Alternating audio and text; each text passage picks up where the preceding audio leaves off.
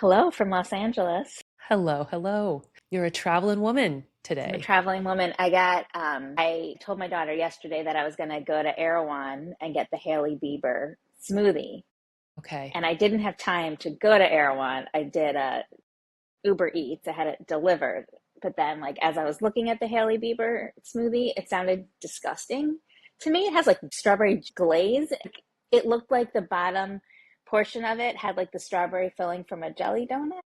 Okay. Is the only way I can describe it. So I have an Air One smoothie, but I did like a green, You a went off kale book. coconut. I You went went off off book. book.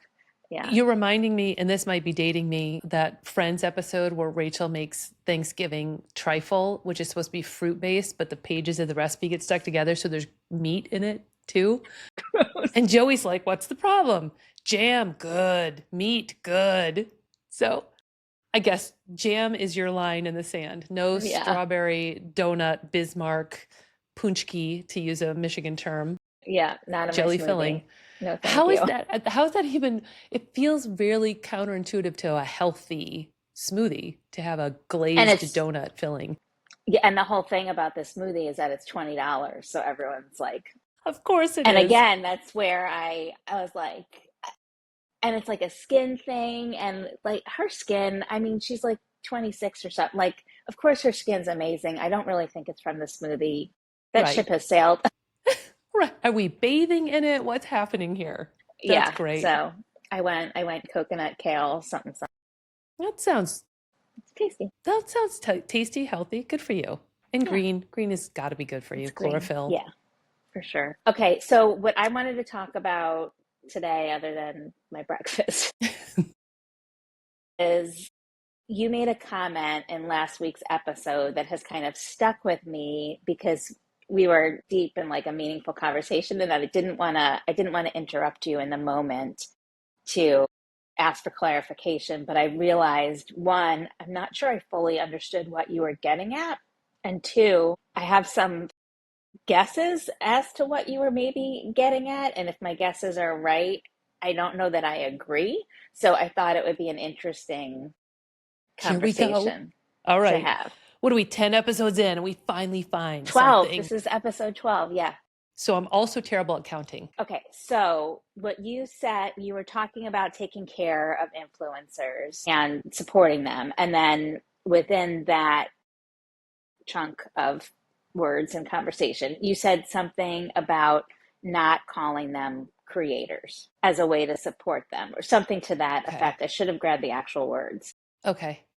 So you want me to jump in? Yes.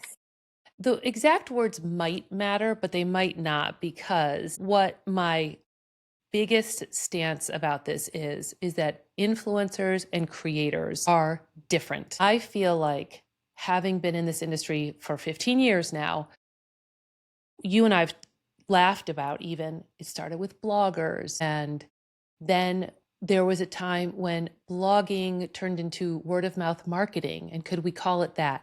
Which, PS, word of mouth marketing has existed forever. It's not new. Then maybe let's call them publishers or producers or content creators. And now it's creators. So I feel like, or excuse me, and in there, influencers, Right. and then creators.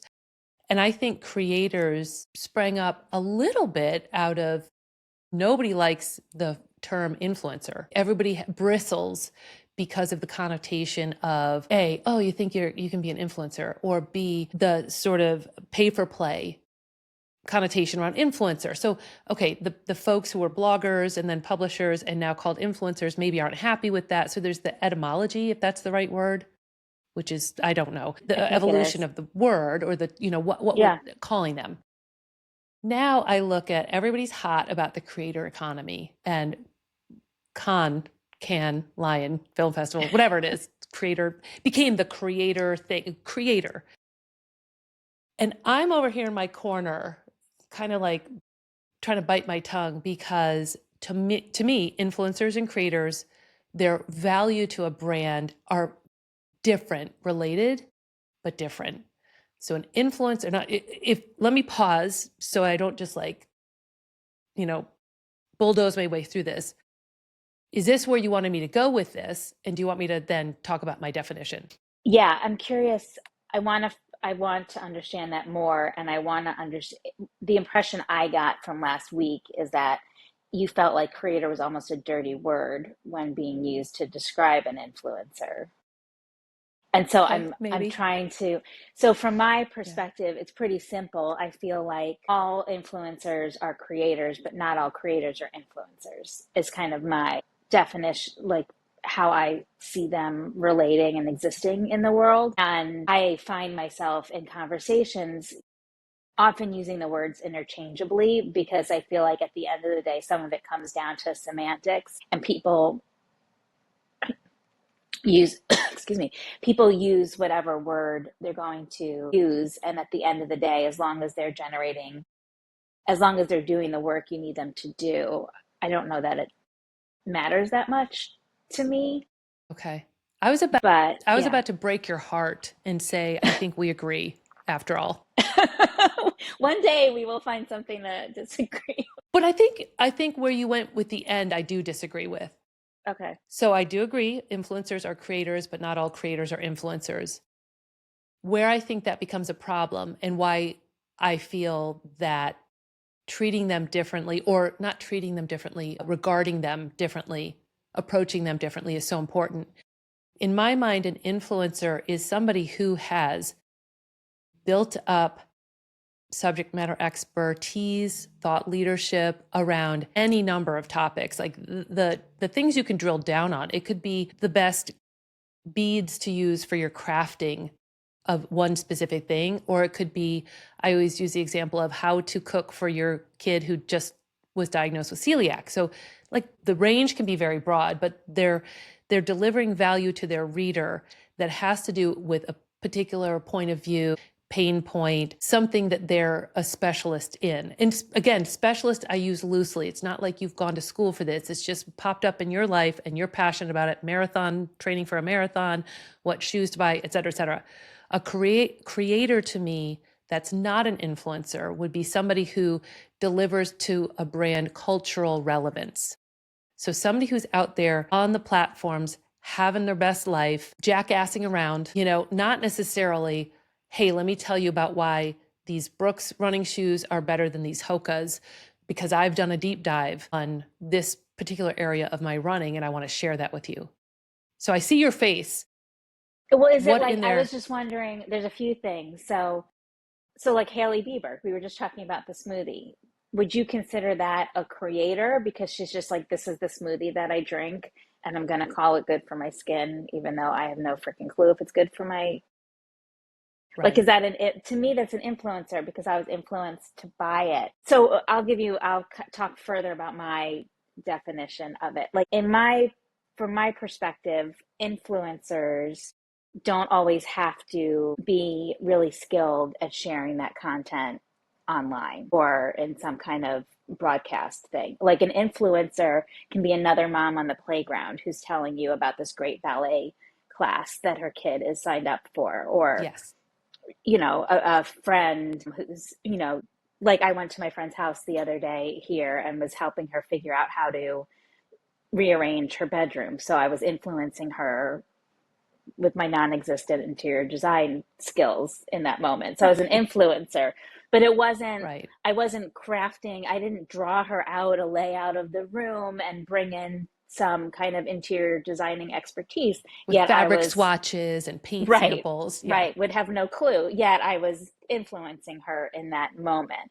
Mm-hmm. A creator is someone who like is can generate beautiful photography or is skilled at videography or is has a beautiful way with words and writing a caption or Substack newsletter or a blog post or is incredibly telegenic. Like I almost feel like maybe what we're getting at is the people that we work with are the ones who have married, with one exception, because we do creator generated content where it doesn't matter that there's an existing audience, like they're just making the content and then the brand's buying it to use on their own platforms. It's not Again, getting because it's posted. culturally relevant. That content has a look, a feel, a Yeah, it tone. feels influencer-y. Or not even, I would argue, not necessarily influencery, but of the zeitgeist of what social media needs right now, what's working right now, versus a Yeah. brand sometimes is very restricted in what their style can look like. So it's, yes, influencery, but I would say creatory. Like I would say most of TikTok is creators where we're looking. Let me not get us too far afield from this. So, okay, I'm with you on those two definitions. Where does Hailey Bieber fall in those two definitions for you? Because I don't think she's either of those things. Yeah, I think she's just a celeb who has, but I think she's an influencer because she influenced, like, I almost bought it. I almost bought that smoothie. She failed though. No, okay, so Danielle, here's what I think. My daughter would buy that smoothie. I don't think she would like it, but she would buy that smoothie. Okay, follow me on this minutia because I think celebrities are this standalone breed that I don't consider when I'm saying to a brand, I want to run an influencer campaign to hit all these targets for you. I don't equate that to celebrity because Hailey Bieber, to my mind, when she posts something and recommends it, most people want her best life. So they're trying to emulate her skin, her routine, her celebrity. Same with Taylor Swift. If she posts a guitar that she plays, like people want a piece of Taylor Swift for themselves. I think influencers, for the most part, that we work with and I find value in, are helping their readers live their readers' best lives. So it's more about educating the reader on how to continue their pathway to running that first marathon or to easier weeknight meals for their kid because a trusted source is sharing that with them that's built equity with them. Like your friend would not listen to your decorating skills regardless if you hadn't built equity with her or him, whoever it is.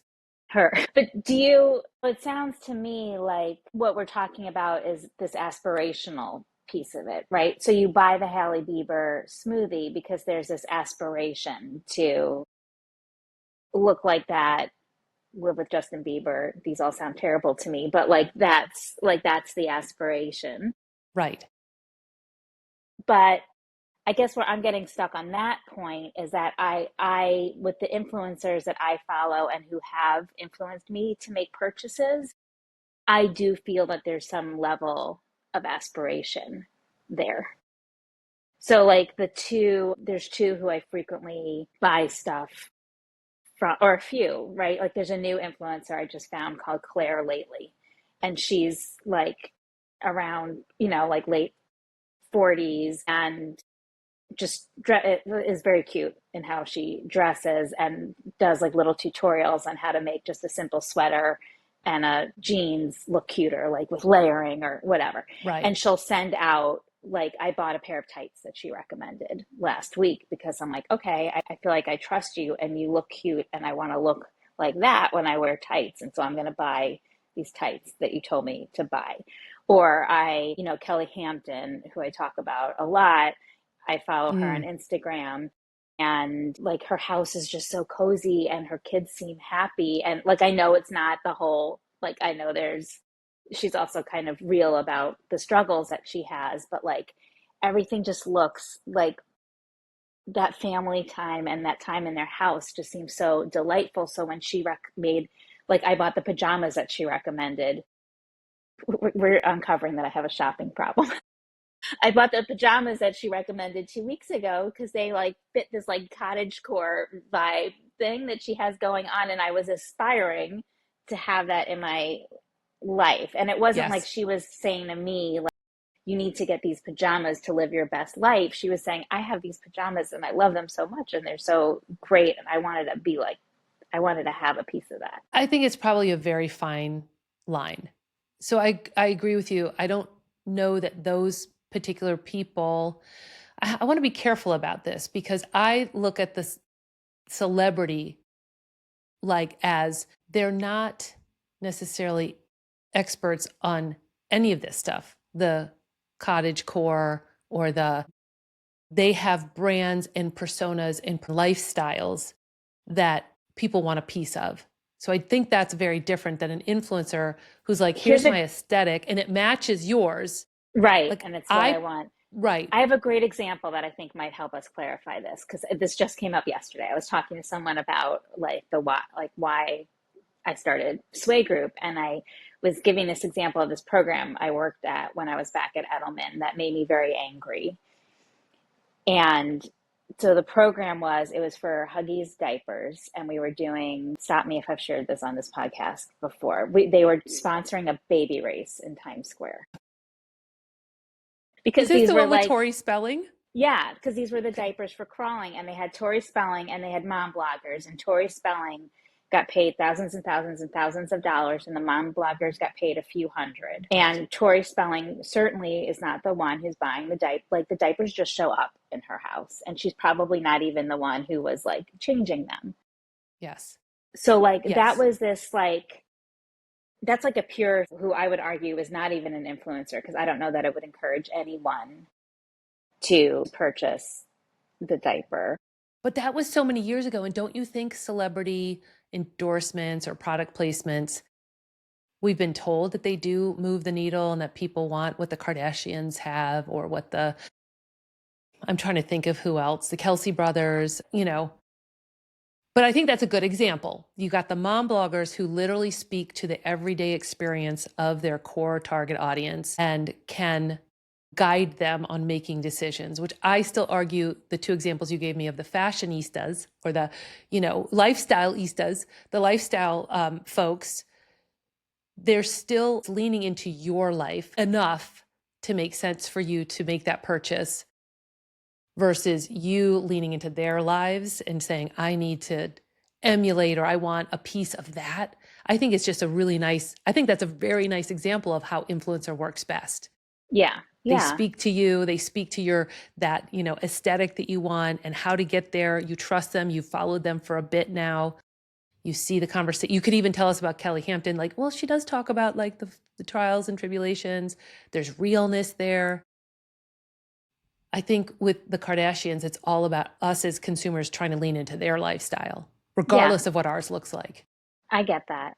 So when we were talking last week and you said something to the effect of like not letting people call influencers creators, I guess I'm still trying to understand because it's been a couple of years since we've done this, but the last time we sent out like a little survey asking our network how they preferred refer to themselves and how they preferred to be called, like overwhelmingly, they would prefer to be called creators Mm-hmm. over influencers. Because I At think to your risk, point earlier, influencer has become a dirty word right. for I was going to many. say at risk of like running afoul of the influencer community, I think that's purely a marketing play to say we want to be considered creators because everything is labeled creator now. The conferences, the awards, the trend reporting, the articles, so it's bless you. Thank you. It's about leaning into that. That's a smart move to make. Where I think the danger lies is in treating them similarly if you're not looking for the same outcomes from them.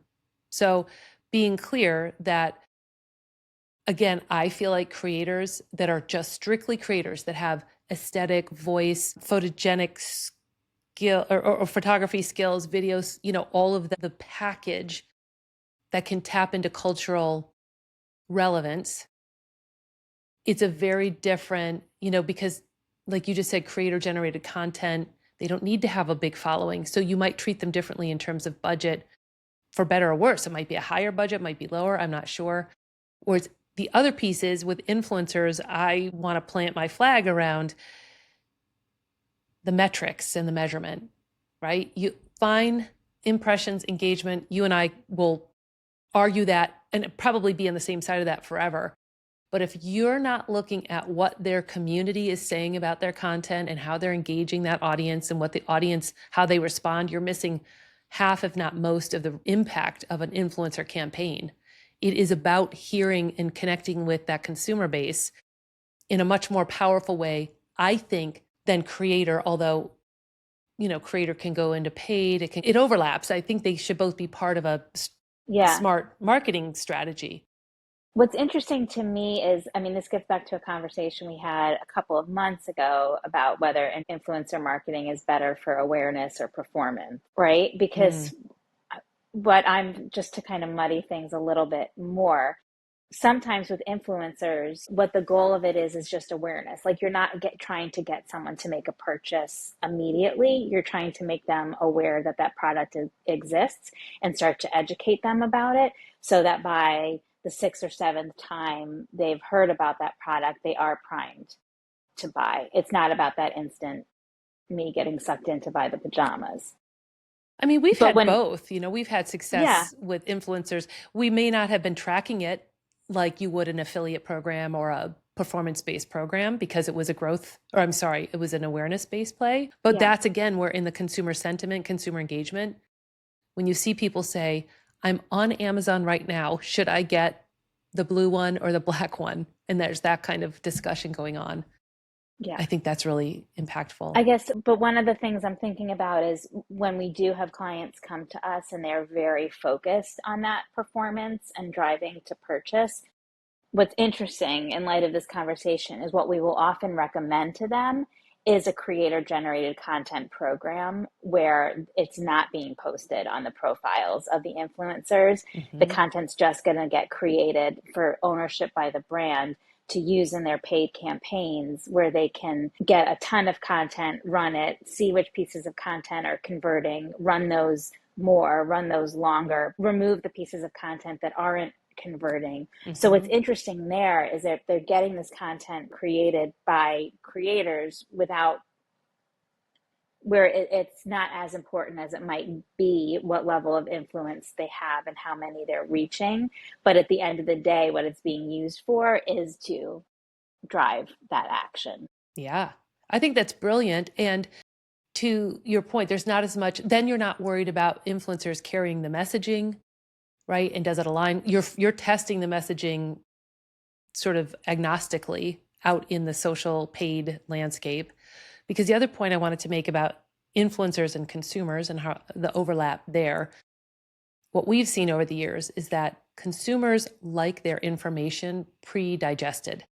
They like to be baby birds that are being fed something that the mama bird, in this case, the influencer, has reviewed, scoped out, compared. Even when we share somewhat complex messaging or new to market products that are better for them with research, the consumer ends the investigation and discovery investigation all in one swoop on the influencers, in the influencer's content. They want it there. They're not going to go, no matter how many links we give them, back to the brand website or the white papers or the research studies. Very rarely are consumers going to go that far. So that's the other place where I feel like influencers, I don't know a lot of people that want that from a strictly creator side. Right. Yeah. They want that translation happening so they can shortcut the buying cycle for themselves to some Yeah. degree. So in your mind, so when you made that comment, and I wish I had look back at what the exact wording was, but when you made the comment, like, don't call them creators, because what I'm hearing is that from your perspective, being an influencer is very, very special because it means you have a trust. It means you have an expertise, and you're kind of trying to take back that word. And like, But yeah, influencer is not a dirty word. Being an influencer is incredibly impressive because it means that people trust what you have to say. It means you're saying what you have to say in a way that is compelling and that moves people. Like it's a very I like this perspective. Like it's impressive to be an influencer. It's impressive that I was asked to redesign my friend's bedroom.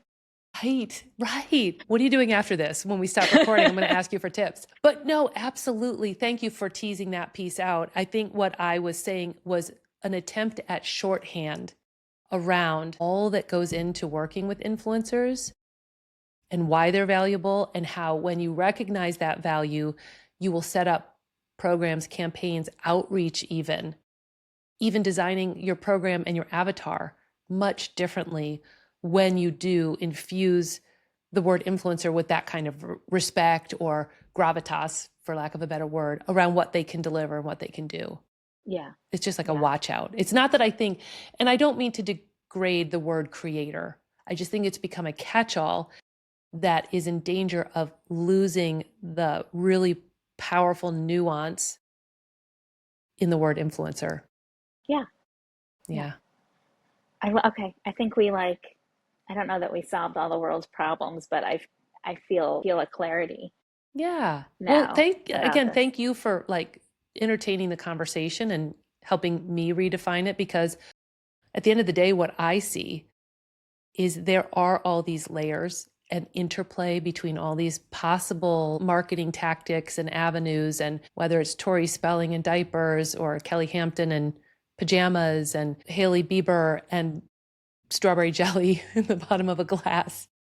It can be tempting to either be overwhelmed by all of it if you don't know it as well as you and I do, or to surface level, just lump everything in together.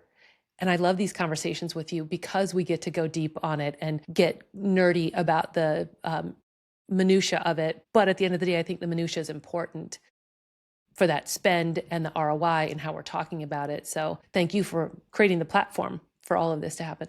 Yeah, this was great. Yeah. Okay. Well, till Thanks, next Danielle. week. See Thanks. you.